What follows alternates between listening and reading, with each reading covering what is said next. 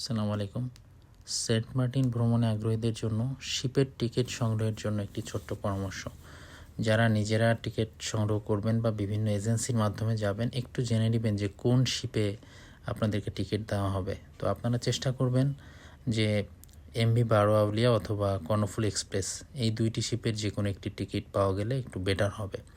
অন্যান্য শিপও ভালো, তবে এই দুইটা একটু বেশি ভালো হবে, কারণ এই দুইটি শিপ একটু বড় আছে আর এটা ওপেন স্পেস বেশি। দুইটি শিপেরই ওপেন স্পেস বেশি এবং চারিদিকে মুভ করা এবং হাঁটা চলার জন্য খুব ভালো।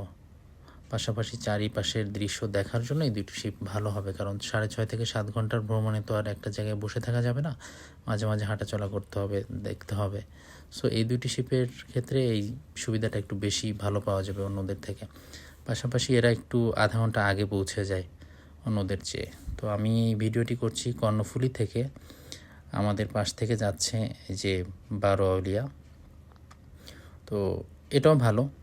দুইটি যে কোনো একটি পেলেই বেটার হবে। আর সবচেয়ে বড় কথা হচ্ছে, সমুদ্রে কোনো কোনো জায়গায় ঢেউ থাকে, তখন একটু ঝাঁকুনি থাকে, তো অনেকে ভয় পায়, কিছুটা কষ্ট হয় ছোট বাচ্চাদের এবং বয়স্ক যদি কেউ থাকে।